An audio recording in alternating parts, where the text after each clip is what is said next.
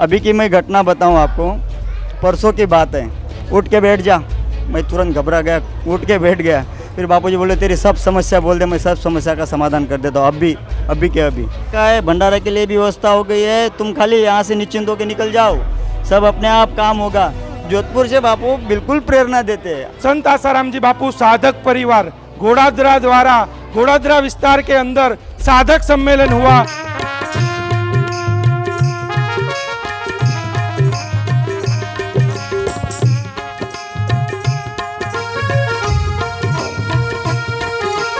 हम हर साल जैसे होता है इस साल बढ़कर कुछ होगा, इसीलिए हम सब ये स्नेह रखे थे। गरीब आदिवासी क्षेत्रों में भंडारा करो और अन्य वस्त्र दान करो, ये सब कार्यक्रम चलाया जा रहा है बापू के माध्यम से। कि ऐसे दुर्गम गांवों में जाकर के जहां कोई सेवा उपलब्ध नहीं है, वहां जाकर के हम लोग सेवा करते हैं। गरीब विस्तारों में जाके सेवाएं करते हैं, लोगों को सनातन धर्म की अपनी परंपराओं को बताते हैं। अभी तो हम लोग मिठाई बांटने के लिए जाएंगे, लोगों को मिठाई खाएगा और वस्त्र, कपड़े, अनाज वगैरह वितरण होगी। दिवाली पर सब लोग मिठाइयाँ खाते हैं, लेकिन वो गरीब लोग जिनको मिठाइयों का दर्शन भी नहीं हो पाता है, उनके पास में जा कर के उनसे गले मिलना और उनको मिठाई प्रसाद देना। दूसरे के बच्चों को मिठाई देते हैं, कपड़ा देते हैं, तो जो हमें सुख मिलता है ना, वो हम वाणी से नहीं बोल सकते। अरे पूज्य गुरुदेव ने हमें सिखाया है कि नर में ही नारायण का वास है। क्रिश्चियन मिशनरी चाहता है कि हम कन्वर्ट कर लें, तो हम बापू के साधक क्यों न चाहे सनातन धर्म में जोड़ दें। वो लोग धर्मांतरण करते हैं तो हम घर वापसी क्यों नहीं करेंगे।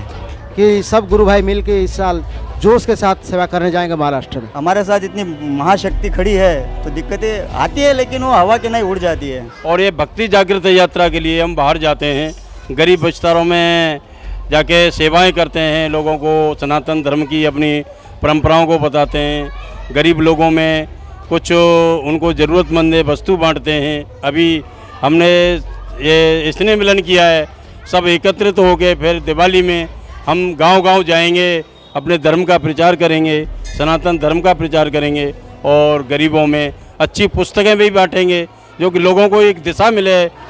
जैसे इन्होंने बताया कि भक्ति जागृति रथ यात्रा निमित्त कार्यक्रम होगा। कितने दिन का कार्यक्रम होगा और कौन से विस्तार में? 4-5 दिन का कार्यक्रम है। ये गुजरात से अलग स्टेट में अब की बार जा रही है, अपने महाराष्ट्र अमलनेर की तरफ जा रही है। और 4-5 दिन का कार्यक्रम हर साल जैसे होता है इस साल बढ़कर कुछ होगा, इसीलिए हम सब ये स्नेह रखे थे कि सब गुरु भाई मिल के इस साल जोश के साथ सेवा करने जाएंगे महाराष्ट्र में। तो भाई ने बताया कि महाराष्ट्र में जाएंगे, मतलब तो कितने सालों से ये कार्य करते आ रहे हो मतलब आप? वैसे सूरत में तो 18 समितियां हैं, ये सेवा कार्य तो 25-30 साल से चल रहे हैं, लेकिन उन्हीं की प्रेरणा देखकर हम ये लगभग हमारा 6ठा साल है। तो इस बार हमको ऐसी प्रेरणा हुई और बापूजी का और मेरा भी संकल्प था खुद का कि भाई ये ऐसी धूमधाम भरी यात्रा हमारे गांव की तरफ एक बार निकल जाए। तो इस बार हमारे गांव की तरफ, यानी कि मैं अमलनेर तालुके से रहने वाला हूँ, तहसील से, वहीं से शुरू होके अभी अमलनेर में आश्रम बना है, उसके परिसर में घूम के फिर आगे एक आदिवासी विस्तार है, वहाँ पे उनक देव करके है, वहाँ पे भंडारा होगा और आदिवासी अपने लोग हैं उनके लिए सेवा होगी। हो तो लोग दीपावली पे अपने घर पे मनाते हैं, परिवार के साथ मनाते हैं, रिश्तेदारों के साथ मनाते हैं, मिठाई खाते हैं। तो क्या मिलता है मतलब आदिवासी क्षेत्रों के अंदर जाकर? हमको बापू ने जो ज्ञान दिया है और हमको जो सिखाया है कि अपने घर में तो हर कोई मिठाई खाता है, लेकिन जब हम दूसरों के पास जाकर सेवा कार्य करते हैं, दूसरे के बच्चों को मिठाई देते हैं, कपड़ा देते हैं, तो जो हमें सुख मिलता है ना, वो हम वाणी से नहीं बोल सकते। और ये हमें सदगुरु ने सिखाया है। क्या उद्देश्य लेकर जाते हो मतलब उस एरियाओं में? हमारे पूज्य गुरुदेव ने हमें सिखाया है कि नर में ही नारायण का वास है।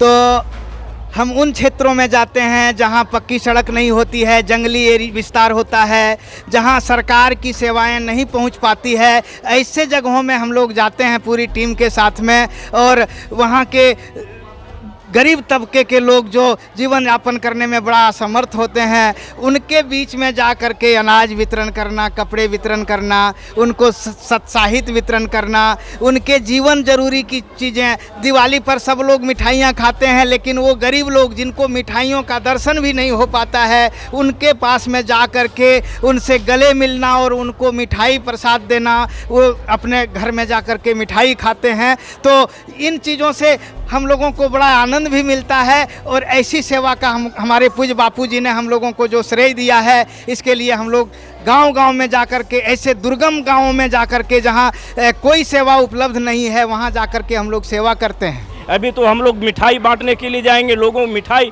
खाएगा और वस्त्र, कपड़े, अनाज वगैरह वितरण होगी। लोग जब क्रिश्चियन मिशनरी चाहता है कि हम कन्वर्ट कर लें, तो हम बापू के साथ क्यों न चाहे सनातन धर्म में जोड़ दें। तो हमारा बापू सनातन धर्म में जोड़ने की एक परंपरा चलाई है, जो कि गरीब आदिवासी क्षेत्रों में भंडारा करो और अन्य वस्त्र दान करो, ये सब कार्यक्रम चलाया जा रहा है बापू के माध्यम से। तो मतलब घर वापसी का भी कार्यक्रम होता है? बिल्कुल होगा। वो लोग धर्मांतरण करते हैं तो हम घर वापसी क्यों नहीं करेंगे। वहाँ पे सरकारों में देखा जाए ना तो वो लोग अपना फंड ये बनाते हैं, संसद में वो प्रस्ताव पास करते हैं कि जाओ अपना धर्म का प्रचार करो और अन्य धर्म के लोगों को धर्म में, अपने धर्म में कन्वर्ट करो। तो हमारा भी दायित्व तो बनता है कि अपने धर्म को स्वधर्म में वापस क्यों नहीं करेंगे। वो हमारा दायित्व है, बिल्कुल करेंगे और शान, आन बान शान से करेंगे। दिक्कतें नहीं आती है क्या? कौन दिक्कत आएगा, दिक्कतें कौन लाएगा। हमारे साथ इतनी महाशक्ति खड़ी है तो दिक्कतें आती है, लेकिन वो हवा की नहीं उड़ जाती है। अभी की मैं घटना बताऊं आपको, परसों की बात है। बापूजी 2:30 बजे नींद खुल गई। बापूजी अपनी सेवा कार्य कैसे करेंगे, उठ के बैठ जा। मैं तुरंत घबरा गया, उठ के बैठ गया। फिर बापूजी बोले तेरी सब समस्या बोल दे, मैं सब समस्या का समाधान कर देता हूँ अभी के अभी। मैंने कहा बापूजी सम्मेलन है, कैसा होगा, सब हो जाएगा, अपने आप हो जाएगा, टेंशन नहीं, आगे का बोल। मैंने कहा आप आदिवासी विस्तार में सेवा करना है, लंबा रूट भी है और समिति को तैयार करके रखा है, भंडारा के लिए भी व्यवस्था हो गई है, तुम खाली यहाँ से निश्चिंत होकर निकल जाओ, सब अपने आप काम होगा। ऐसे अगर पावर हाउस हमको पावर देगा तो हम क्यों भाई घर पे बैठे रहेंगे। और अपने आप सेवा में फिर उत्साह बढ़ता रहता है।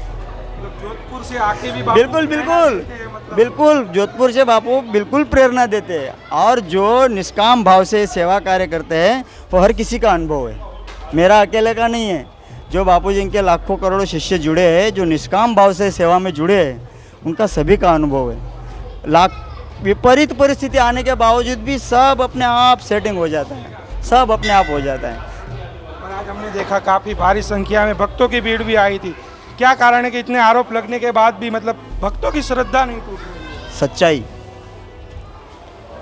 निष्काम सच्चाई। बापू जी की जो सच्चाई है, जो निडरता है और उनकी जो आध्यात्मिक क्षमता है, वही इसके पीछे काम कर रही है। सच्चाई है, कोई इसमें जो सब ये बापू जी पे आरोप लगे, इसके पीछे कुछ तथ्य नहीं है। और जो पढ़े लिखे गिने चुने, अब सुब्रमण्यम स्वामी से तो कोई जानकार तो नहीं होंगे कानून के, मेरा ऐसा मानना है। होंगे शायद, लेकिन मेरा ऐसा मानना है। उन्होंने बताया कि इस केस में कुछ तथ्य है ही नहीं, फिर भी बापू जी को 9 साल आज पूरे हो गए। ये हमारी बड़ी पीड़ा है, हम आने से बयान नहीं कर सकते इस पीड़ा को, लेकिन हमारी पीड़ा है कि बापूजी आज हमारे बीच नहीं है। इसके पीछे किसका हाथ है वो भगवान जाने और बापूजी जाने, लेकिन बापू आएंगे पक्का। बिल्कुल हमको तो पूरा विश्वास है। बापूजी बोल के गए हैं और उनके शब्द तो पत्थर पे लकीर है।